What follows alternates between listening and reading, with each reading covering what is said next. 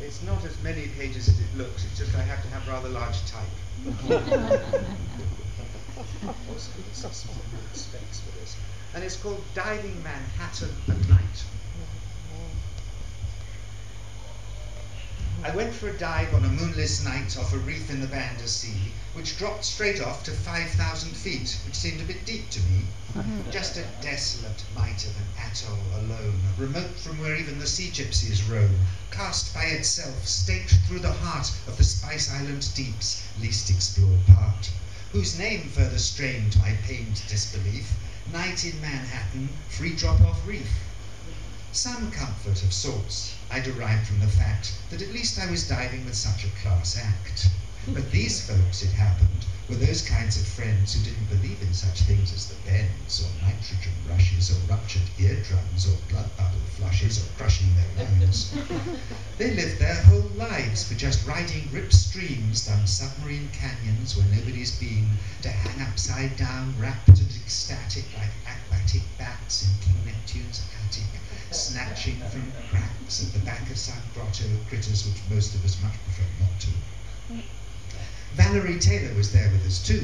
She had left Ron at home so she could pursue her quest for the intimate, tactile embrace of large marine strangers she meets face to face. For Valerie's singular skills reach their peak in one-tank stand thrills with the roars of the deep. John McCosker, our leader's aquatic bravado, that won him renown as aficionado, famous for nailing new fish which so far had never been seen or put in a jar. Instead of a fisher of souls of men, he sought to immortalize those of them that thin in sin beyond our ken. So he lovingly nets them and puts them to sleep, and pickles and names them in Latin and Greek. Fish which, he insisted, till bottled and listed, had previously naturally never existed. But this time he knew what he sought, he said, that night in the Banda Sea, where the reef drops down for a couple of miles to the heart of dark beneath, at that coral wall which they oddly call Night in Manhattan Reef.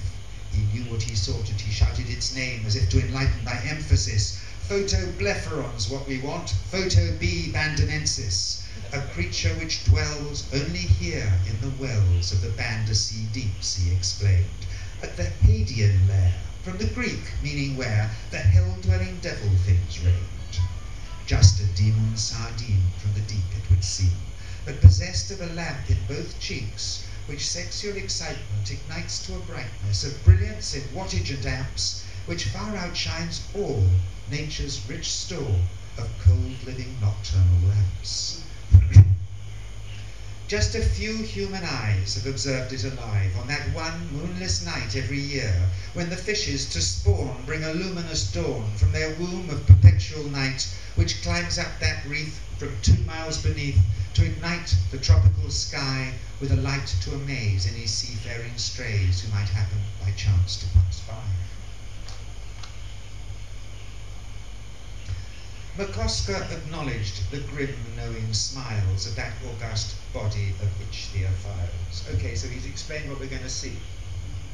And they're all into it, they know what they're doing. Valerie Taylor just looked misty-eyed, dreaming perhaps of what lovers might hide, waiting there for her beneath that dark sea, much larger and stronger and stranger than she. She'd swim off again, as we all knew, to pick up and fool with a great white or two.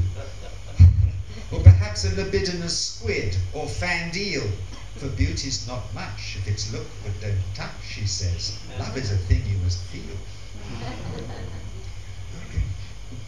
We left our ship in the night behind, with its lights and dinner and bed, and motored out with a phosphorus wake which mirrored the stars overhead. We approached and stopped at that ledge which dropped 2 miles to the trench beneath, to that lair of fears which over the years I'd avoided to look in the teeth. We sat backs out in the Zodiac, in tanks and suit and lead, and just before surrendering, McCosker calmly said, "Remember now, once we're down, flashlights are forbidden. How else can our eyes, like the fish's eyes, adjust to what's otherwise hidden?" At this, I confessed, I lost more or less my hitherto Buddhist composure. I cracked and I snapped, rather rudely in fact. "McCosker, you've lost her your marbles. If this damn fish's light is really that bright, but my mouthpiece reduced this to garbles. Frog-flippered feet over chin I went in, sucked down the throat of the darkness within, flailing around in the rasping of breath, caught in a current-torn vortex of death. Sinking too fast I was, now I discerned from the phosphorus column above me which burned, as I plunged like a shooting star, trailing cold flames down to the darkness of things with no names. All I had been, or ever would be, was condensed to right then in that blood-warm vast sea. So little effort I knew was required to just let myself sink, and in barely 2 hours there I would stand at the gate of that realm, compressed to a tiny, transparent, stick-thin, puppet-sized, bulbous-eyed goblin of glass, watching those deep-dwelling denizens pass, vast and transparent grasshopper-faced eels, clearly revealing within them their meals, digesting in them, yet others inside them and others in them, and so ad infinitum. To abort such a thought, which I found rather grim, I fought to resort to my body again. Strangled by chrome and constricted by gear, neoprene squeezed and garroted by fear, I clutched for the valves of my vest BCD to arrest my descent to the pit of that sea. Was that my companion, my buddy, those stars which burst like a nova within a few yards? To hell with the rules and that damn photo B. And I switched my torch on to make sure it was he. But whatever it was, it had gone in that sea, or perhaps waited on in the dark next to me. Then I discerned, far below me, 5 trails, phosphorus streamers, where, by their nails, clung McCosker and pals to that current-torn wall, which eerily glowed with a luminous pall and plunged to the deepest abyss of them all. And then there occurred the event so bizarre as to cause me to test your good patience thus far. There's only one more page, I promise. The moon, which had left us that desperate night, bereft of all vestige of comforting light, the moon I resented for leaving us so, just when most needed, now seemed to show herself slowly rising from deep down below, casting great reef shadows up through the night, a quivering nimbus, a greenish-white nimbus of quivering light, of photo-B pairs from the Hadean lair, ascending to mate near the star-spangled air. In pairs of lights these angels arose from darkest hell to startle those who disbelieved, like me I suppose, that light and love and awe are born from where the roots of fear are torn, and joy and light come just as well from where the deepest terrors dwell. I no longer felt cast in that alien vast uttermost darkness of space, exposed to the call of the 2-mile free fall to from whence we all crawled in the first place.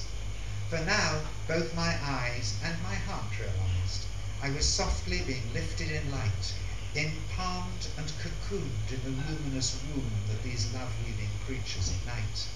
And beneath us I saw that coral wall fall for hundreds of fathoms of light, as if I did soar free through it all over Manhattan at night. There you go. Yeah.